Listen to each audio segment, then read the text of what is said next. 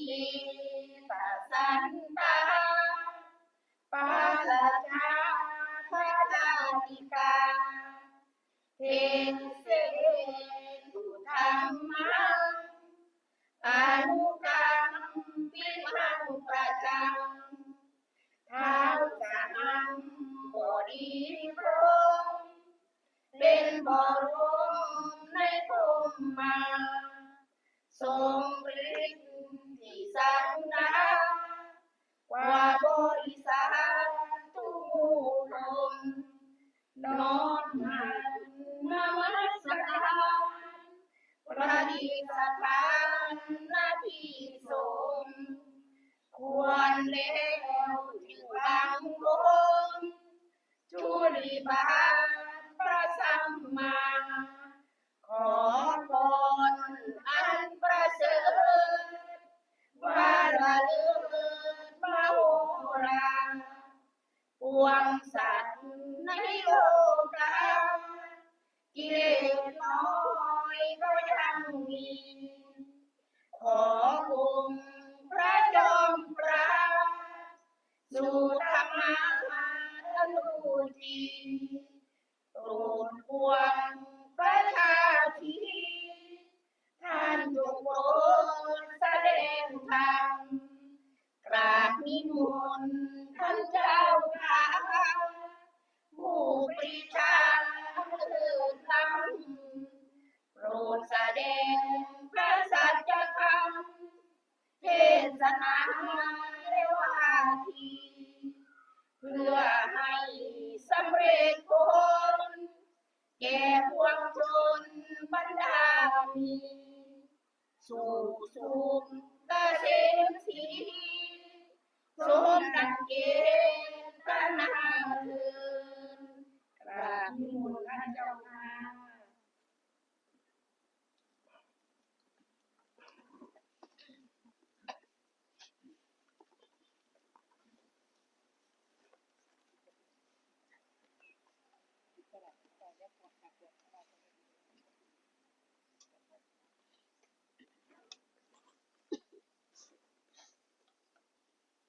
นะโมตัสสะภะคะวะโตอะระหะโตสัมมาสัมพุทธัสสะ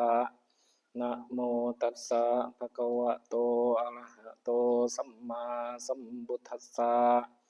นะโมตัสสะภะคะวะโตอะระหะโตสัมมาสัมพุทธัสสะปูชาจะปูชนียานังกาเลนะธัมมัสสวานังเอตัมมังคลมุตตมันติ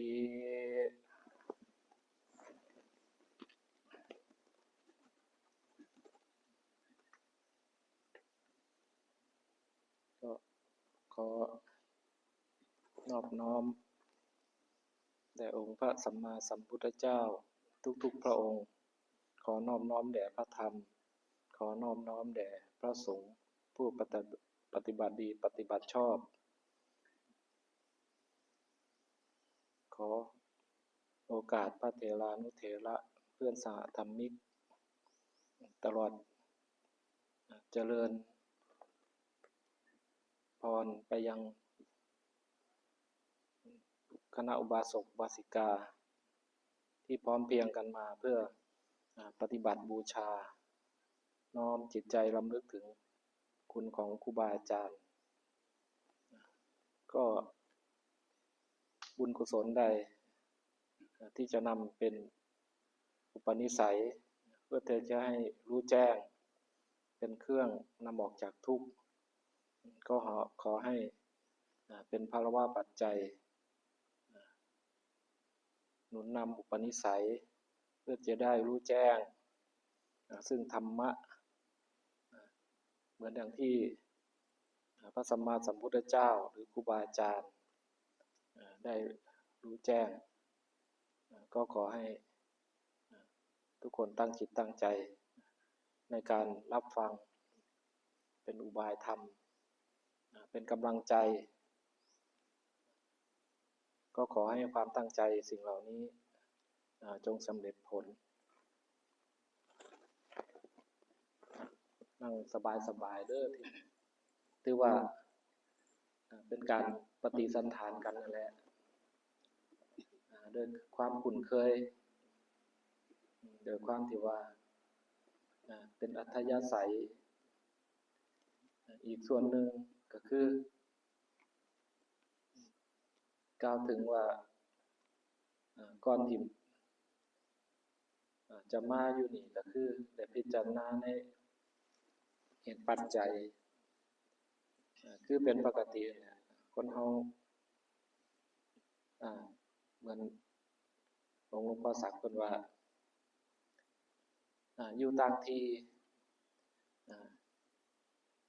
อยู่ต่างพื้นที่หรือว่าแม้กระทั่งว่าอยู่ห่างไกลกันสิ่งที่นำมาบ่แม่นเรื่องบังเอิญเพิ่นว่าเป็นซึ่งบุญกุศล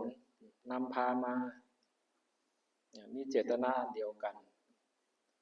จิตใจนอกเพื่อที่จะมาอนุเคราะห์เกื้อกูลกันมาเพื่อส่งเสริมกันให้ได้เป็นอุปนิสัยปัจจัยเกื้อกูลกันตามใดที่ยังบ่ทันพ้นจากวัฏสงสารต้องอาศัยซึ่งกัลยาณมิตรกัลยาณธรรมซึ่งครูบาอาจารย์เพิ่นเคยได้ยกว่าคำว่ากัลยาณมิตรเพิ่นเปรียบเสมือนทั้งหมดของพรหมจรรย์คำว่าพรหมจรรย์ก็คือการบำเพ็ญการสร้างอุปนิสัยเพื่อจะให้ออกจากวัฏสงสารต้องอาศัยความเกื้อกูลกันทุกภพทุกชาติเพราะฉะนั้นที่เฮามารวมตัวกันมาด้วยความที่มีเจตนาเดียวกันก็คือระลึกถึงซึ่งครูบาอาจารย์ครั้งแต่ก่อนเพิ่นเคยไปเพาะเคยเมตตากับลูกศิษย์ลูกหาถือเพิ่นเป็นครูบาอาจารย์เป็นที่พึ่งพิงเมื่อเพิ่นล่วงไปแล้วก็ได้ระลึกถึงว่าคุณูปการหรือว่าระลึกถึงคุณเพิ่นที่เพิ่นได้กระทำไว้ก่อนเฮาเป็นผู้ระลึกถึงเฮาก็กระทำตอบแทนไปตามวาระตามสมควรที่ยกขึ้นคำว่าบูชาปูชนียานังก็คือบูชาในสิ่งที่ควรบูชาคำว่าบูชานี่บ่ได้บูชาเป็นบุคคลบูชาคือระลึกถึงคุณบ่จะเป็นการถือพระรัตนตรัยก็ดีเฮาถือคุณของพระรัตนตรัยถือคุณบิดามารดาคุณของครูบาอาจารย์สิ่งเหล่านี้มีในจิตใจผู้ใดบุคคลนั้นที่เพิ่นกล่าวไว้ว่าความกตัญญูและกตเวทีเป็นเครื่องหมายของคนดีเป็นทิศทางเป็นแนวทางนำไปสู่ความสุขความเจริญถึงแม้ว่าพระสัมมาสัมพุทธเจ้าเพิ่นเสด็จปรินิพพานไปแล้วหรือว่าครูบาอาจารย์ที่เพิ่นได้ละสังขารล่วงลับไปแล้วแต่ว่าคุณงามความดีที่เพิ่นเคยได้เฮ็ดได้สร้างได้นำพาสร้างหรือว่าความเมตตาของเพิ่นอัธยาศัยของเพิ่นคำสอนของเพิ่นที่เพิ่นสอนอยู่นำพาเฮาขณะมีชีวิตอยู่มันปรากฏขึ้นบ่ว่าจะเป็นในการได้ยินได้ฟังก็ดีได้เห็นตัวอย่างก็ดีสิ่งเหล่านี้เฮาน้อมมาระลึกนึกถึงเข้าสู่จิตสู่ใจแล้วก็บ่ลืมสิ่งที่เพิ่นแนะนำสั่งสอนไว้นำมาประพฤติปฏิบัตินั่นแหละเพิ่นว่าเป็นการบูชาอย่างยิ่งคำว่าบูชามีอยู่2อย่างบูชาด้วยอามิสก็คือวัตถุสิ่งของทั่วไปที่ควรบูชาการบูชากับการบวงสรวงบ่คือกันเด้ การบูชานี่จะเป็นการรำลึกถึงสิ่งที่ควรบูชาสิ่งที่ควรสักการะเป็นการอนุโลมเช่นว่าดอกไม้ธูปเทียนหรือเครื่องหอมต่างๆเป็นสิ่งที่ควรบูชาแต่การอ้อนวอนบวงสรวงจะแตกต่างออกไปอันนั้นแล้วแต่จะปรุงแต่งขึ้นมาแต่ก็ล้วนแล้วแต่เป็นอามิตรทั้งนั้นแหละเพิ่นรวมมาเป็นอามิตรสิ่งที่บูชาอย่างยิ่งส่วนที่สองก็คือการปฏิบัติบูชาเฮาสำหรับชาวพุทธแล้วเฮาควรที่จะถือคุณของพระรัตนตรัยเป็นหลักมากกว่าบุคคลการที่เฮาตั้งมั่นอยู่ในคุณของพระรัตนตรัยแล้วก็เพียรสร้างเพียรบำเพ็ญตามหลักธรรมคำสอนหรือหลักแนวทางปฏิปทาของครูบาอาจารย์อันนี้มันเป็นการปฏิบัติบูชาอันนี้เป็นการบูชาอย่างยิ่งซึ่งมันจะเป็นเหตุให้เฮาได้อุปนิสัยปัจจัยเป็นเครื่องขัดเกลาคำว่าหลักธรรมคำสอนออกมาจากพระสัมมาสัมพุทธเจ้า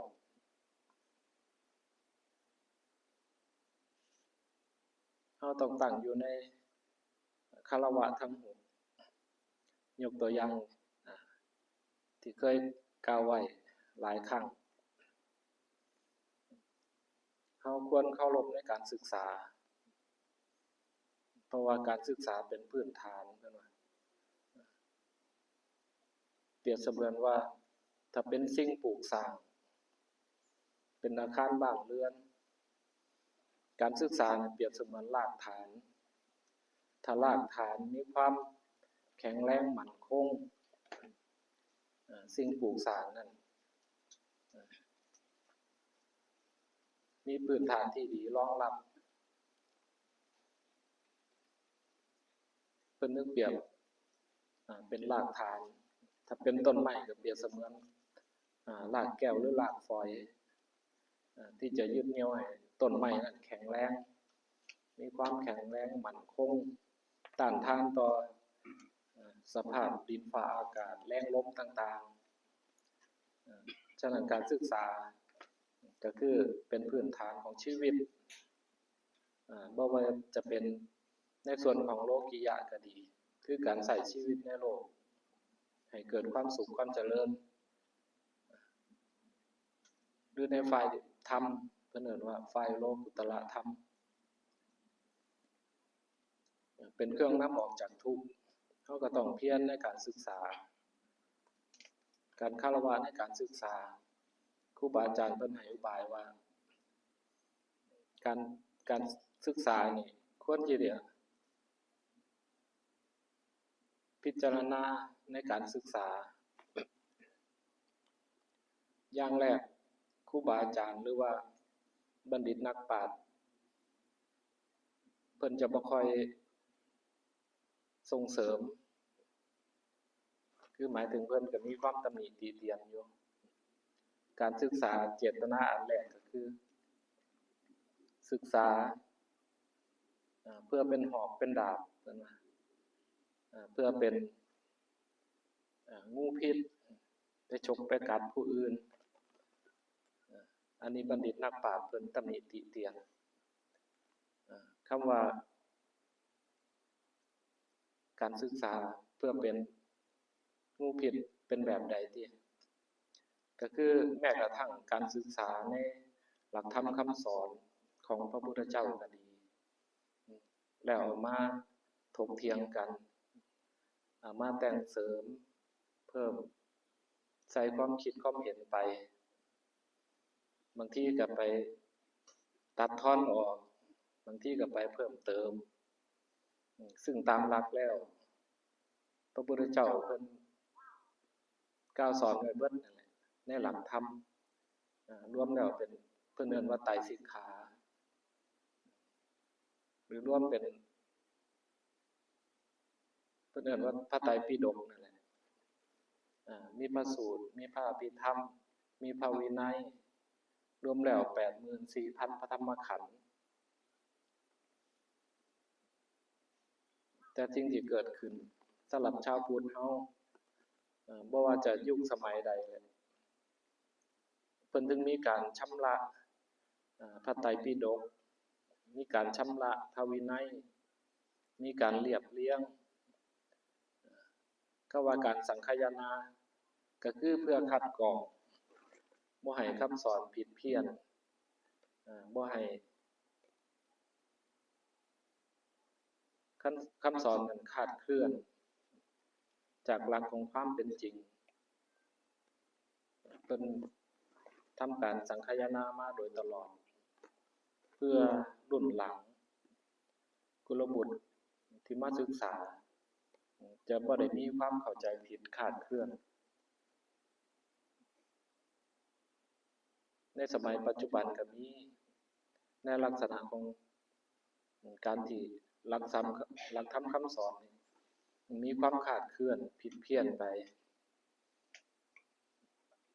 แล้วก็เป็นเครื่องให้ชาวพุทธเฮามีความทะเลาะเบาะแว้งกันมีความเอ็นเอียงไปเป็นกลุ่มเป็นคณะบ้างแล้วก็มีการใส่หลักคำสอนเหล่านี้ไปเพ่งโทษกันต่างๆซึ่งมันผิดเจตนาของธรรมคำว่าธรรมเนี่ยเป็นเครื่องนำออกจากกองทุกข์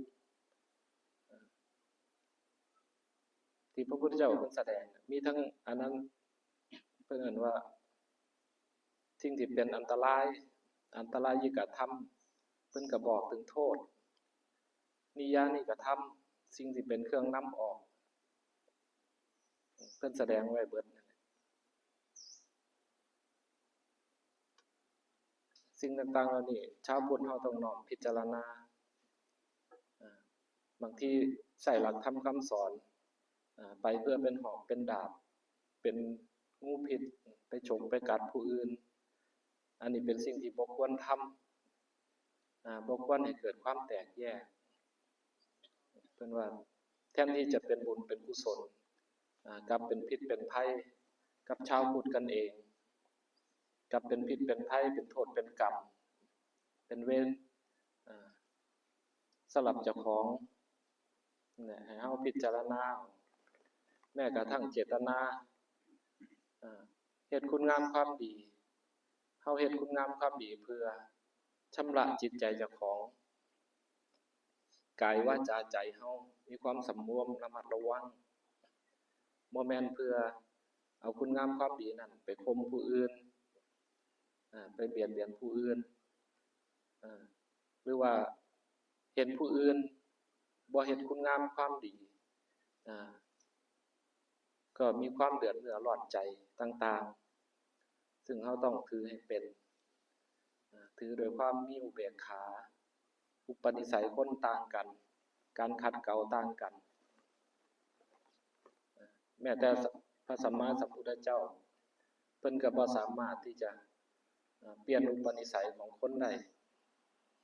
บ่สามารถเปลี่ยนวิบากกรรมของคนได้บ่สามารถให้ปัญญาคนได้ความสิวิไลของธรรมมันว่าเป็นสันทิฏฐิโกเป็นสำหรับผู้ประพฤติปฏิบัติทุกขั้นนั่นแหละตั้งแต่หยาบไปถึงละเอียดจนไปถึงความวิมุตติหลุดพ้นธรรมะเป็นส่วนกลางเป็นของกลาง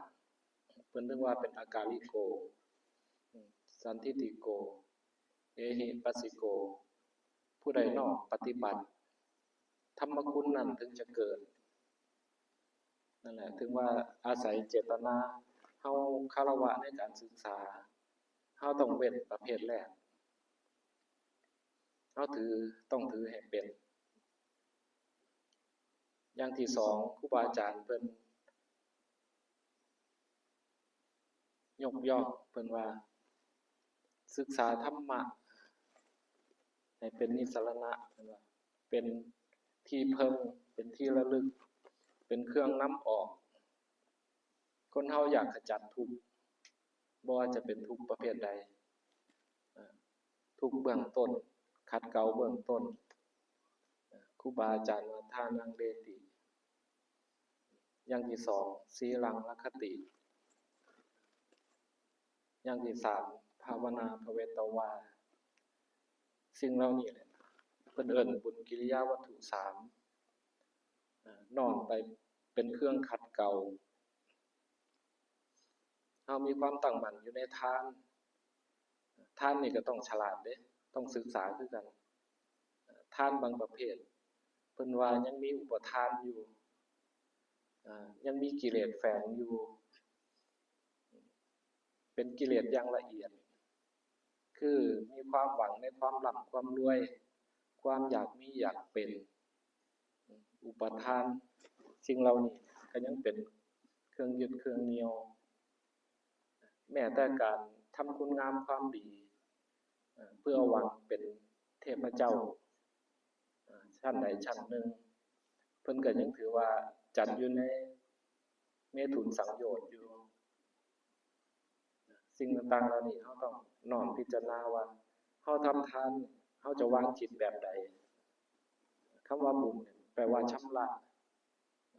เป็นเครื่องชำระกายวาจาใจที่มันยังทุจริตอยู่ต้องอาศัยซึ่งบุญกิริยาวัตถุสามเป็นเครื่องอบรมทานเพื่อความ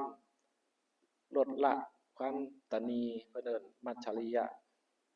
ความตณีในจิตในใจความหวงแหนทุกคนน่ะทรัพย์สมบัติย่อมหวงแหนอยู่เป็นปกติแต่เฮาฝึกก็คือฝึกเฮ็ดจังไดมันจะจิตใจเฮามันจะคลายออกจากความตณี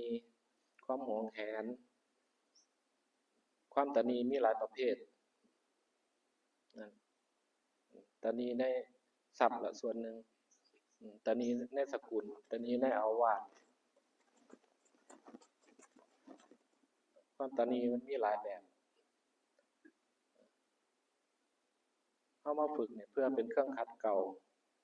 ฝึกดูๆมันจะนำไปสู่ความเป็นจาคะเป็นความเสียสละครูบาอาจารย์เพิ่นเคยว่าเฮาทานดูๆมันจะเป็นเครื่องอบรมศีลโดยปกติคนที่ทานแล้วบ่ได้หวังสิ่งตอบแทนทานเป็นสาธารณะทานเนี่ยมันกว้างเฮาบ่หวังแค่ว่าความร่ำความรวยหวังให้เป็นเครื่องขัดเกลาเจ้าของหวังไปสู่อุปนิสัยแห่งมรรคผลนิพพานเปรียบเสมือนว่าเฮาเตรียมเสบียงเดินทางนั่นแหละพออบรมเข้าไปแล้วคนไหนทานดูๆมีจิตใจมีอุปนิสัยในการรักในการให้ทานให้โดยสม่ำเสมอจิตใจนั้นจะบ่มีความไปโลภเพ่งเล็งกับทรัพย์สมบัติผู้อื่นมันจะละอายในการไปฉกไปลักในการฉ้อการโกงแม้แต่การค้าขายก็จะค้าขายแค่ว่าเอากำไรพอสมควรเพิ่นว่าบ่เอากำไรเกินควรทั้งลดทั้งแจกทั้งแถมมันเป็นการอบรมศีลอยู่ในตัวนี่แหละคืออานิสงส์ของทานนำไปสู่จาคะความเสียสละเบื้องต้นก็ลดละความตณีทีเหนียวได้ทานทุกขันเฮาตั้งใจบ่ว่าจะเป็นอามิสทานก็ดีจะเป็นธรรมทานก็ดีมีเจตนาให้กันด้วยความหวังดีทานนี่สงเคราะห์กันระหว่างผู้ให้กับผู้รับบ่ว่าจะเป็นเจตนาก็ดีวัตถุทานก็ดีคณะให้ก็ดีหลังให้ทานไปแล้วก็ดีสิ่งเหล่านี้เฮาต้องศึกษาเฮาต้องขัดเกลาอบรมเจ้าของพิจารณาเบิ่งว่าวัตถุทานเฮาเป็นแบบใดเฮาควรที่จะพิจารณาในวัตถุทานว่าบริสุทธิ์หรือบ่ได้สำคัญว่าจะมีมูลค่าเพราะว่าบุญมันเกิดจากเจตนาคนรวยกับคนจนการให้ทานจะบ่คือกัน คนรวยเป็นผู้มั่งมีเป็นผู้บ่ขัดสนเวลาให้ทานให้ก็บ่เกิดความเดือดร้อนแต่สำหรับคนทุกข์คนยากวัตถุทานปัจจัยทายธรรมต่างๆก็ค่อนข้างหาด้วยความยากลำบากแต่ความตั้งใจมีหลายท่านใดก็ตามสำหรับผู้ฉลาดก็คือท่านไปแล้วบ่กระทบตนเป็นสิ่งที่ให้ไปแล้วบ่เกิดความทุกข์ความเดือดร้อนให้ไปแล้วบ่นึกเสียดายภายหลังนี่แหละให้พิจารณาว่าผู้ให้ได้ประโยชน์ผู้รับได้ประโยชน์อันนี้หลักของการให้ทานเป็นเครื่องขัดเกลาศีลเฮาก็อบรมกายวาจาใจเฮาบ่ว่าจะเป็นสิกขาบทใดๆศีลในประเภทสมทานวิรัติก็ดีสัมปทาวิรัติก็ดีหรือสมุเฉทวิรัติก็ดีก็ล้วนแล้วแต่เป็นเครื่องครูบาอาจารย์เปรียบเสมือนว่าบุคคลที่จะเดินทางต้องมีกำลังคำว่าเดินทางหมายถึงเดินทางไปสู่มรรคผลนิพพานนั่นแหละมีเสบียงบ่พอแล้วเราต้องมีกำลังที่ดีมีรูปร่างกายที่สมบูรณ์ก็คือความที่เรามีอัตภาพเป็นมนุษย์มีสติปัญญาที่จะแยกแยะว่าสิ่งใดควรบ่ควรสิ่งใดเป็นบุญสิ่งใดเป็นบาปสิ่งใดเป็นประโยชน์สิ่งใดเป็นโทษอันนี้ก็ถือว่าเราเป็นมนุษย์สมบูรณ์แล้วพร้อมที่จะประพฤติปฏิบัติตามหลักธรรมเปรียบเสมือนว่าคนร่างกายสมบูรณ์มีกำลังดีสามารถที่จะเดินทางไปได้การรักษาศีลก็คือรักษาเนี่ยแหละกายวาจาให้เป็นปกติขัดเกลากิเลสอย่างหยาบขาสองแขนสองหัวหนึ่งคำว่าศีลจัดอยู่ในอนุสติในหมวดศีลานุสติความระลึกถึงว่ากายวาจาเอาตั้งอยู่แบบใดเป็นอย่างเพิ่นถึงใส่สิกขาบทกำกับเพื่อที่จะให้เฮาเป็นมนุษย์สมบูรณ์ไปฟังโอวาทของหลวงพ่ออาจมื้อนั้นเพิ่นก็ให้โอวาทมาคำว่ามนุษย์ก็มาจากสองคำเพิ่นว่า